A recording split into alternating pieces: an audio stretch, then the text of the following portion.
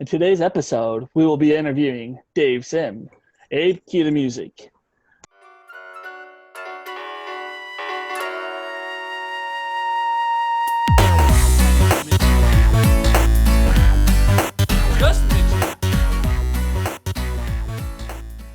So, Abe, are you excited for this interview? That was pretty cool that we got to do Wednesday night. Yeah, it was interesting because we weren't gonna do it that day, and I just figured once I got home, I just figured hey, you know what? Why not? What if the opportunity slips away, right? And I knew it was a big deal for you, and obviously a big deal for me. But you being a Mariners fan, it's honestly I don't know how many people get to do this. Right, 100%. When you told me keep it on the DL, I already texted five Mariners fans I know. I'm like, guess what? And they're like, you suck. And I'm like, I know. But it was a lot of information. When you listen to the interview, folks, you'll see the way Dave thinks, the way he does. He goes from radio to broadcast. When he did that for us, that blew my mind. I was like, oh Yeah. wow, it really is that difference, because you don't think about it Yeah. in retrospect. I think stuff like that, looking at it from the outside, it's a little easier to just miss stuff like that. But, when he has a completely different perspective on the whole, the sports world, obviously the broadcasting world, just in sports in general, he has a completely different perspective because, he's in there and there all the time, seeing small things that we as fans watching on TV don't see. Well, he's got 40 plus Right. years of experience. But anyways, guys, we're not going to take up too much of your time. Check out the interview, and we'll be back at the end of it. Have a good one. Welcome to Just Mitchin. I'm the host, Mitchy, and I've got Abe and a very, very special guest, the voice of the Seattle Mariners, Dave Sims. Dave, how you doing? I'm doing well, fellas. How you doing? Oh, pretty good. Great. I'm excited, man. This is a dream come true for me. Where'd that go? So I just want first thank you so much for coming on. And what got you into broadcasting? Well, the sports. Been around sports all my life since I was 4 or 5 years old. Used to tag around with my old man when he was playing softball, Philadelphia Post Office League in Fairmount Park in Philly, and then he later ran the basketball league, so I was going to basketball games. And then plus, Philly's one of the premier sports towns in America.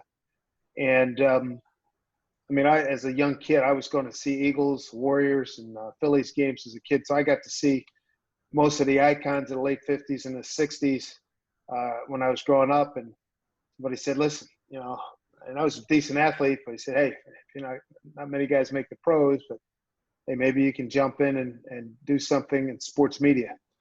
And that was a difference maker. That was sometime in high school, and here I am. Yeah, you played college ball, right? Yeah, I played 4 years of high school baseball. Started 4-year starter, 3-year starter in football. Started 1 year D3 football at Bethany College in West Virginia. Third in the conference in kickoff returns, and got a letter, one of 7 freshmen a letter that year, and I said, I'm not doing this anymore. That's an I formation fullback when I wasn't returning kicks, and it was like a car crash in every play. I said, I don't need it. That's how football is. What sport do you prefer calling? Football, baseball, or basketball? Dude, they're all great. I'm lucky. I've been very lucky to call football, baseball, basketball, college football, pro football, a lot of college basketball since 1991.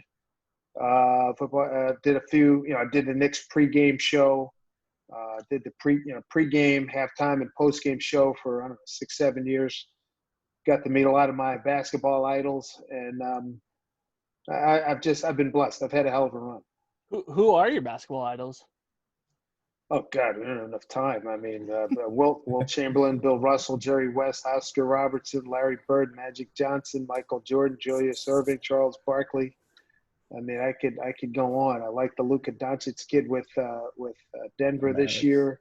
I like what's my boy's name from Dirk Nowitzki. There's a million guys.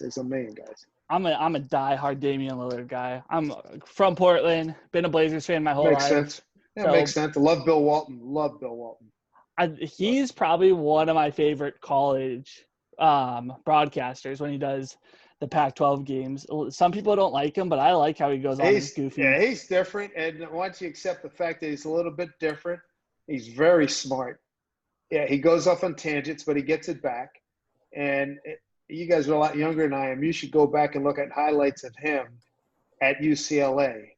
And then the championship year and that first half of the next year before his feet really got fouled up. I mean, even if you just go off of that, he's a top 5 center. I mean, you got Russell, Chamberlain, Kareem, Walton, no Shaq. Walton, Shaq. I'm getting there. Shaq. Okay. Love Shaq. You got to go, and then you got to look at the early years. George Mikan was a dominant figure. So that's a lot of good stuff there. That's awesome. What's the transition been like for you watching the game back then and then now seeing it now in its state right now? From how still it was basketball, it's a little bit different. I mean, the styles are different. I mean, hand checking. The defense was a lot more ferocious back in the day. I mean, Jerry Sloan and the late Norm Van Leer were two of the best practitioners of the hand check, and they could pretty much steer you any direction they wanted you to go. Those both teams were murder. They just couldn't beat Kareem and the Lakers. And I know from talking to Willis Reed, Michael Jordan, had he played in that era, would have been knocked on his ass on a regular basis because they didn't play that coming through the lane stuff, and doing all that Statue of Liberty stuff. That wouldn't have worked. He'd have been, you think it was bad what the Pistons did to him. It would have been like that every freaking night back in the 60s and 70s. But if he played in today's era, I don't think Jordan would be unstoppable. You can't touch him. You know what? I hate these kinds of conversations because nothing's ever going to come of it. Michael Jordan was a great player. LeBron's a great player. 2 different eras, and it is what it is. I mean, I refuse to get into those kind of conversations because they take you absolutely freaking nowhere. Hey, they're fun to have though. But what? They're useless. They're totally freaking useless. I agree. And the people get so pissed off. I don't know why would you get pissed off at LeBron? LeBron's a good dude. He's a great dude. He's not 6'0" like Michael was in a fun, but it took Michael till Scotty got there, and until I got a little more help that he was getting his butt kicked by Detroit, and so I had ultimate respect for Michael, but I mean, give me a break. And then another good question just popped in my head: the difference of calling on the radio and broadcasting on live TV. It's a radio. People can't see it. You got to describe everything. I mean, sights, directions, smells. Blazers have the ball coming left to right in their home black uniforms tonight. They're taking on the Warriors who are wearing their road blues. Lillard's got the ball across the timeline with the shot clock winding down. He's down to 15 seconds down the near right sideline. Whereas on TV, there's Lillard looking for an opening, takes it, misses, rebound, goes to Curry. Warriors break the other way. That's so amazing. It's you got to describe on radio every movement, and you got to give the score a lot. You don't have to give the score as much on TV, particularly now in this day and age that they have the score bugs up in the corner, so you don't have to do that. But on radio, you're always giving scoring time, and score. And I like radio. I like doing radio. It's I've been blessed to be able to do a lot of it. I got like 6-7 years of talk radio in New York. When I was at WNBC, it was if there were no games, I'd be on 7:30 to midnight. Mike Breen was my producer.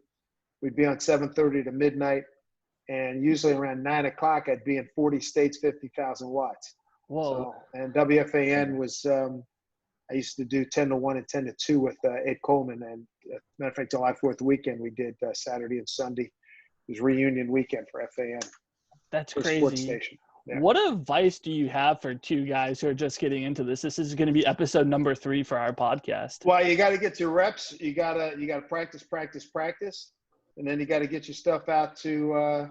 You probably want to start with local cable companies, regional sports networks, and go from there. I mean, that's where you're going to have to get your break.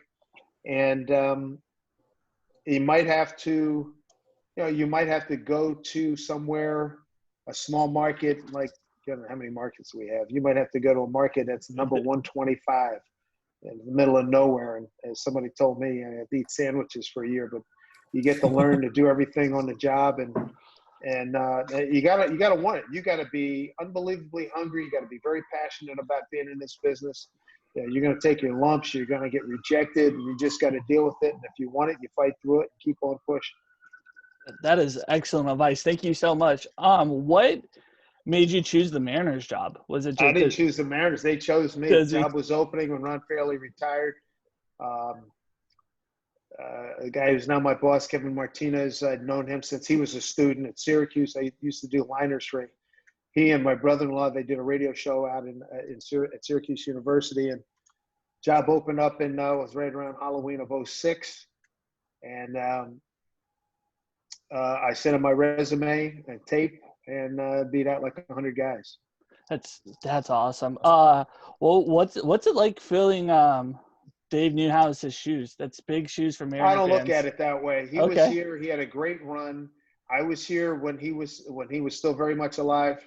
I got here in 2007. He died in November of 2010. We rarely did games together. If there was like maybe no TV, or if there was a switch and Riz went over to TV, I'd be on radio. I don't look at it as replacing him or taking. I worked with him. He was good to me. Nice man, Hall of Famer, and I basically, the Mariners allowed me to.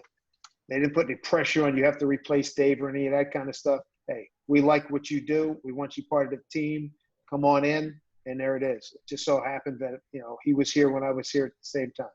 I've been so lucky to go from Dave Newhouse to you.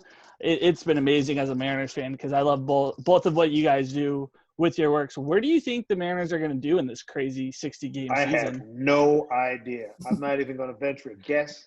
It's all going to be news to me, just like it is to you. I'm going to watch it unfold in front. What are you going to base it on? I've seen a few inter-squad games, saw a few workouts. I saw workouts in back in Arizona before we had to skedaddle on the 13th of March. And what I do know is a very young, inexperienced team that has to go against some monsters in the American League West and the National League West. I mean, the Angels' pitching is suspect, but their hitting, their lineup is outstanding. Oakland's pitching looks like it's going to be really good. They're a pain in the neck, and they're solid. They are just a really good ball club. Houston speaks for itself. They lost a couple of guys, but they're bringing up a couple of guys. They still have Verlander and Greinke at the top of their rotation. I have a question mark. I don't know a lot about their bullpen. I'm curious to see what happens. We'll find out next week. And then in the National League, you got the Dodgers are freaking loaded. Who else? The Giants will be competitive. The Rockies will be San Diego's will be competitive. The Rockies weren't very good last year, and a lot of long games and high-scoring games at home. So it's going to be, for a young Mariner team, it is going to be one heck of a challenge. And boy, if they can come out of this smelling like a rose and play some good ball and win some games, maybe get lucky some games, you never know. But it's going to. My greatest fear is that the 24th is opening day for the Mariners. My biggest concern is, will we get there? Okay, then when we do get there, where do they open? They open in Houston, which is one of the most devastated spots in the country right now. So that's not encouraging. And the way the virus is spreading all over the country, I mean, it's difficult to believe that you're going to get all 60 games in. Do I want them all in? Hell yeah. I'm eager to get back to work. And I think so far the precautions have been really good. The protocols that Major League Baseball has been put in, but I got my own little bubble here. I got my apartment here, go to the ballpark, I go to a couple of golf courses. That's it. What is your favorite golf course up in Seattle? That doesn't matter. As long as, hey, if I played at Munis, I'm going back to Jefferson again. on Tuesday. I'm going to Riverbend Friday. I've been to Jefferson once already, been to West Seattle. Try to keep it close. I don't, as much as I love golf and it could be a 4-hour round, I don't believe in driving more than a half hour to get there. It doesn't make sense to drive an hour. I love golf. I don't love it that much. I have to kill a whole day. So. Exactly. Going back to the sports side, you are the only sports broadcaster to be able to call 2 perfect games. What were they like? I mean, because they don't happen that often. Well, it was 2 perfect games. It was on TV, and being from the East Coast, I say, that's great, but it doesn't get me on the subway. April, Umber's perfecto against us on the 21st of April in 2012 was great. I'd never been. We'd had some guys, Doug Fister flirt with some no-nos and a few other guys, but that was pretty amazing. And that was a backup game. It was only being seen through about the 8th inning. New York was in Chicago, and the Yankees and the Red Sox were the A game on Fox, and they finally came to us with, I think, like 1 out in the 9th inning. And then the Felix game speaks for itself. He was at the peak of his power, totally dominant against Tampa Bay. And he wins 1-0. I forgot. I can't remember how that run scored. I can't remember. I remember Eric Thames made a hell of a catch in the 1st inning, and there were some really good defensive plays behind him. And he struck at his control. His command was scintillating. It was tremendous. And it was at that particular time in his career, that was a fairly typical. The way Felix pitched, I remember he threw a game up at Yankee Stadium where I think he gave up 1 hit, struck out like 9 or 10. And he had guys like, they taking called 3rd strikes, and Nick Swisher just sort of like tipping his batting cap to him or giving him, guys giving him a nod. He was that good for about a 6-year period. He was as good as anybody in baseball. He did win 1 Cy, and he probably should have won at least 1 more, maybe 2. What do you think has been why Felix has kind of had a downfall in the last couple of years? Is it injuries? You get old. Father time kicks everybody's ass. He's still young. Look at his innings too. He's thrown a million innings. His inning total, he's got like 169 wins, and if he had played for a team with any kind of consistent or any kind of pop, he'd probably have about 200. He'd have easy 200 wins. He might have 210. A lot of innings.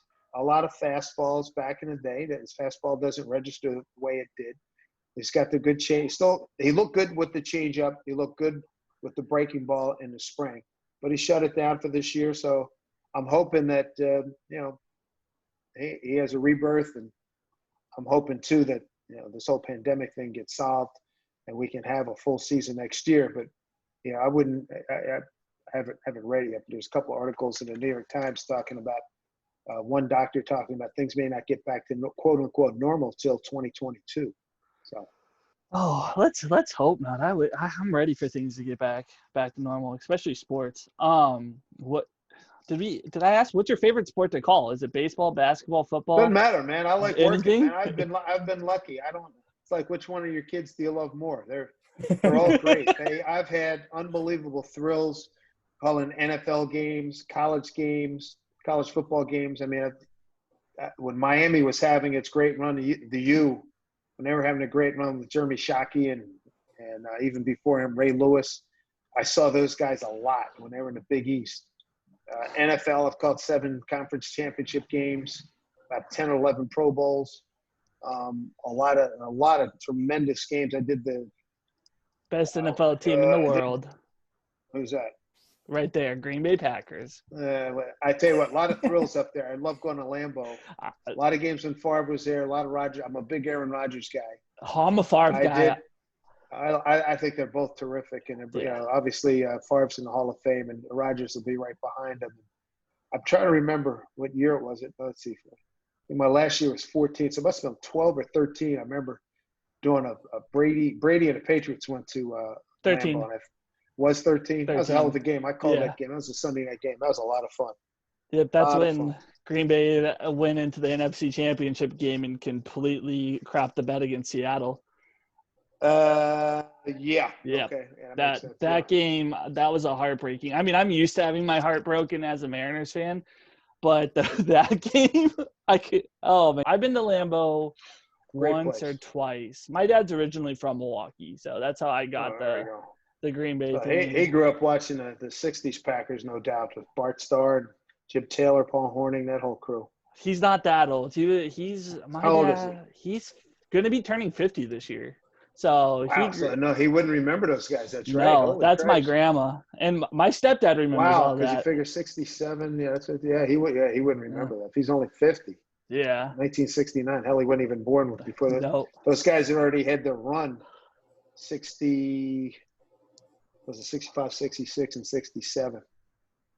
Tells you how old I am. I remember that like it was yesterday. Well, you're my stepdad's age. He grew up in St. Louis, so he's a mutual guy. Bob Gibson. He got to see all those guys growing up. Robert Gibson, one of the baddest men on the planet, boy. He was a great pitcher. I tell you what, he's such a tough guy. I have a good friend who's on the Cardinal broadcast, Mike Claiborne, and Mr. Gibson has been battling pancreatic cancer for a year and change, and usually that's extraordinary. Right. To be fighting it and winning it, pancreatic cancer a year and a half in, and still going strong. God bless him. That's one of my favorite players of all time, man. Gamer. Matter of fact, early on in the pandemic, I got home and it's like baseball starved, and I was listening to somebody's conversation on one of the networks, and they were talking about Bob Gibson. They talked about 64. Oh, they talked about 64 Phillies. That's what it was. I'm born and raised in Philly. That's still a painful memory. Up 6.5 with 12 to play, and they blow it. And the Cardinals raced by him and won the pennant, won the World Series. But Gibson hit a big couple of 3 home runs in that World Series against the Yankees. Went 7. And then he won again in 67, and they lost in 68. Those were very good Cardinal teams. 68's when he threw 20 strikeouts in Game 1. 60. Is it 68 against the Tigers? 68 Game 1 in St. Louis. Yeah. Yep, I don't know if it was 20, but it was a big number. It was a really big number, and it was just a dominating performance. They lowered the mound the next year, right? 68, yeah. 68, he went. yep. He had a 1.12 ERA. Nobody's ever going to touch that again. No. Yeah, they lowered the mound. Yeah, that's like, well, as somebody pointed out to me, Wilt Chamberlain was a dominant performer in the late 50s, and actually in college, even to go back before that. Kansas. What did they do? The lane used to be pretty narrow. To combat Wilt Chamberlain, they widen the lane. Bob Gibson throws a 1.12 ERA. They lower the mound. And there was a third thing, and it was all about when black guys, and Kareem, the dunk. That's dunk, what it was. yeah. And what so happens? If 3 black guys become dominant, they change the rules so as to take their power away from them. So what did Kareem do? He won. He was freshman ineligible because freshmen didn't play in those years. Right. All he did was win 3 straight national championships. I think 3 consecutive most valuable, most outstanding player. Chamberlain was the all-time leading scorer for the longest time.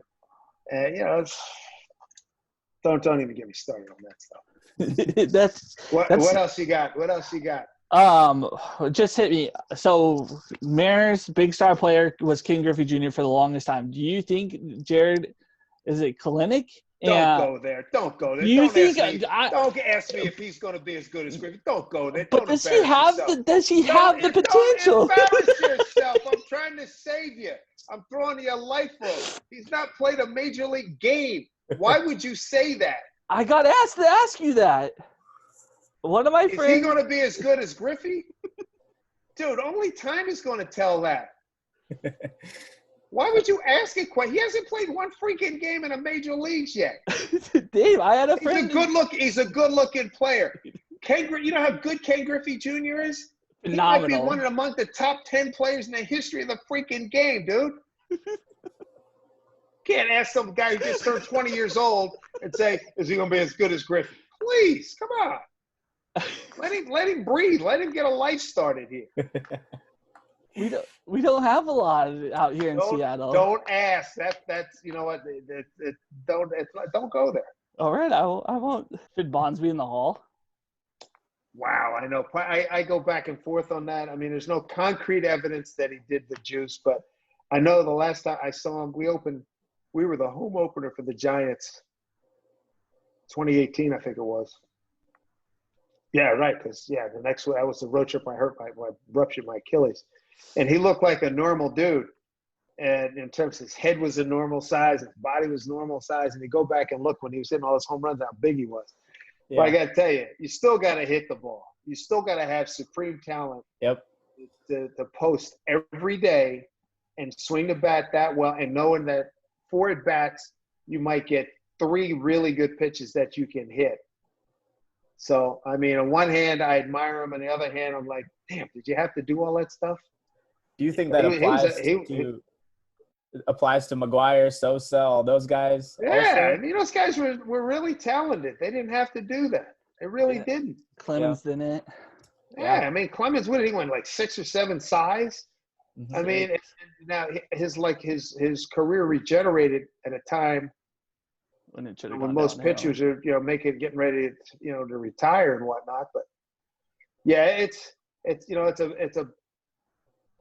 a dark period in baseball history. It's a dark period in American history. It's not the first. It's not the last. I mean, I always say it wasn't until 1947 that black guys were allowed to play in the freaking Major League Baseball. Right. Schools weren't fully desegregated until 1954. I mean, the Tulsa black people got massacred in Tulsa in 1921. So. There's been a lot of good in this country. There's been a lot of bad. That's another piece of the bad history in this country. And then one last question, since we got right on that topic, how do you feel about times that we're living in right now? It's kind of crazy. Oh, it's nuts. The hatred that's running around. My wife called me and she's like totally crazed about and upset by all the anti-Semitism that's going on, and notable people, particularly in a black entertainment community, who are endorsing what Nick Cannon said, the anti-Semitic things, and endorsing what Farrakhan said. And then plus you got the Trumpers, you got the people flying the Nazi flag and a Confederate flag, and we need forces of good to step to the fore and get things right, corrected and righted. Police brutality is, I don't know if it's at an all-time high, but it's at a disturbing level right now. All the acquired immunity, you can't sue the police for any, actions. We had all these unarmed black people get killed. George Floyd was an awakening in America. Implicit bias, explicit bias. The racism, it's all come to the fore, and all the demonstrations all over. We had all the stuff here at Capitol Hill in Seattle. And hopefully it's an awakening, it's a reckoning point for America, and hopefully we get our act straight here.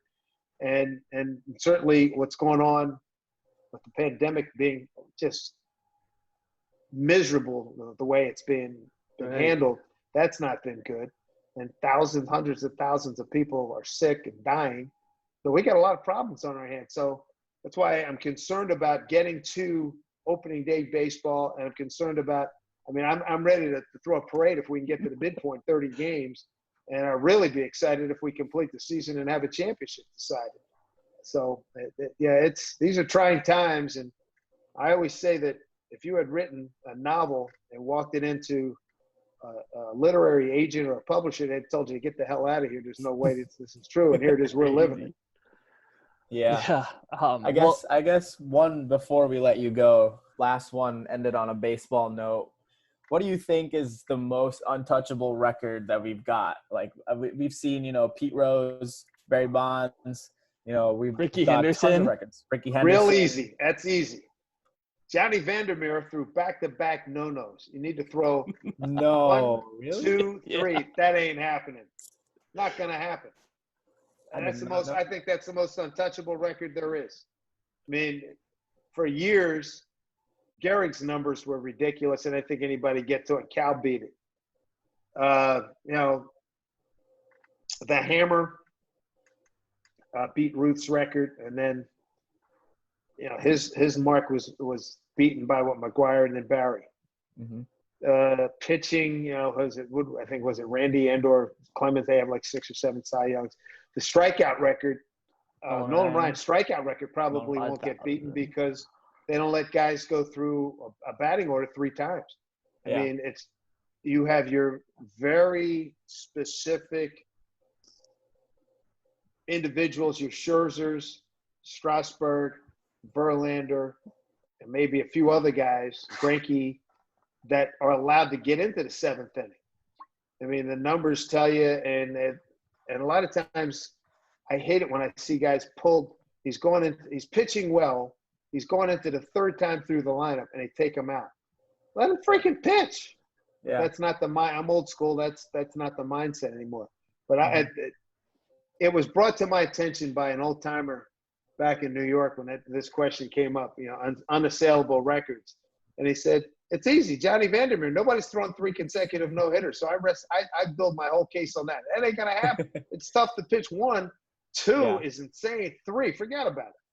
Yeah. And the conditions we're in now, and that now you're asking a manager to stick with you, the way, and all these managers pretty much are copycat guys, and they go by the quote unquote, the book, and the book, and analytics they are what they are.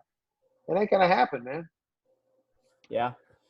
I guess one more question. I don't know if I'm keep tracking this on, but you've been around for quite a while, and 14th year here, which is amazing. Yeah. Yeah, and for us, I don't know, Mitch is just a couple of years older than me. I'm 25. So, for us, it hasn't been – we're getting to that place in sports where it's making a transition over to a new generation of great players, right? We lived through Manning, we lived through Brady. I mean, Drew Brees, all these guys are still around, but, we saw Eli Manning being great, and now we're here with, Patrick Mahomes, Watson, and that dude is all these new guys. And how I've never been through that. I've never seen that transition. Yadier Molina, I'm a Cardinals fan. He's still playing, and unbelievable, great player, Hall of Famer. Right. And how is that?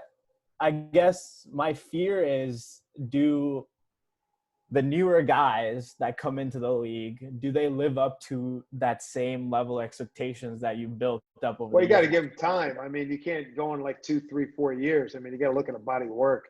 I know what you're saying. It's exciting to see new guys coming in. I mean, a lot of my heroes. I mean, I remember when Richie Allen broke in late '63 or certainly '64, and it's fun to watch, man. There's a lot of good players. When you mix the new blood with the old blood, and boy, you get some good chemistry and some good, and in baseball, you get the good pitching and enough hitting. It's exciting, man. So, yeah, it just, it's just wave after wave of dudes coming. I don't really take a whole lot of time looking at delineation points. Hey, we got a new dude coming in, like Kelnick. I mean, he comes in and, I tell you what, he has looked good. But, we on our Zoom conference with Service, he said he wants to get him seasoned as much as possible. And then when they bring him up, they do not want to be having him going back and forth. Mm-hmm. And he seems like a mentally tough kid. And he walks with a little stroll to him. He walks with a little dip, like he's been around brothers all his life. Yeah, he's got a little swag there. It's like, man, I don't know if you grew up in a black neighborhood, but you must be watching a lot of the great black superstars, because you walk around with that. Yeah, I'm it. And I was like, dude, rock it. It can happen. That's cool. That's awesome. That was the mistake they made with Zunino. I definitely think was they brought him up too fast. They rushed him. We were in dire straits, man. Dire straits. It was bad. It's bad. Good dude too. Really good dude. How do you feel about sports cards? He doesn't collect cards. Yeah, he's not a memorabilia guy. I'm not a big memorabilia guy. I mean, I don't like. We were doing a Zoom call the other day, waiting for service, and Riz was breaking my chops. Like, come in, everything on the walls. I was like, hey, utilitarian. What you doing? I mean, I have a few things. I have some good stuff, but I don't collect it. My deal is, the relationships, and if I get a photograph. Now, I could fill this wall. I have some spectacular photographs. Mm-hmm. With Willie Mays, Willie McCovey, I don't have Hank Aaron, but Don Drysdale, Nelson Cruz, Cano, Felix, Trout, Don Baylor, Cano right a lot of guys. I could fill this wall up, and I very well may do it, because if somebody's online thinks, hey, if you send us a picture, we'll do a frame. And I may do one of those deals. Yeah. But yeah. I was a big card guy when I was a kid, and we used to, who knew? We put them on our bikes and try to make it sound like we were riding motorcycles. Oh, no. Yeah. I I mean, remember doing that. Yeah. yeah. I mean, it was super cool. Yeah. Oh, It's the market. What's the market like these days? I mean, I see people Oh, waiting it's- outside of hotels and Oof. looking for autographs to get. And it's like the market's got to be saturated, but beyond belief. No. I mean, so it got, if you look back, I mean, it got a lot worse. It got really bad around like the 90s, like 92, 93, like, and, I believe it. it got super saturated throughout that. And then now, like, all the kids that were, collecting back then are getting back into it. They've got the nostalgia. They've got the money now to spend it. And Yeah. they're getting back into it. And like the card market the past few months has been like ridiculous. ridiculous. During the pandemic, everything's Also, taken yeah. off. Well, Yep. and Zion, the Zion mania has been nuts. Yep. Zion's cards, his autographs go for thousands to Thousands. hundreds of thousands of dollars. Yeah. And, Well, and like you luckily, said, for me, we're not allowed to do, even if I wanted to do autographs. I know now for collectibles, Riz does a lot of great stuff for his charities. He gets bats and stuff donated, but I wouldn't. I got no place to put it here or in my place in New York, and my wife would not have anything to do with it. So that's why in this laptop on my, what is on the screensaver, then your photos start going through, and I sit here, and I just will look at that sometimes. That's really cool, but doesn't do a lot for me. Hey, I mean, memories are just as cool. yeah. It's unbelievable. You kidding? No, you've had a lifetime of stories. I wish we had more time to like keep picking your brain. This has been definitely one of the highlights of my life, and I just want to say thank you so much for coming on and talking to us. Yeah, it caught me at a good time. Because I'm here by myself. My wife's in New York. There's no game tonight. And once the game's done, I'm gonna be jamming like crazy. Yeah. So timing is everything. It worked out well. Glad to help out. We can have you back on here. We'll be a little bit more prepared, but this was super fun. Don't sweat it, man. Don't sweat it. My pleasure. You guys be good, all right? You too, Dave. Thank you. Man. All right, you bet. All right, take care. All right, yep.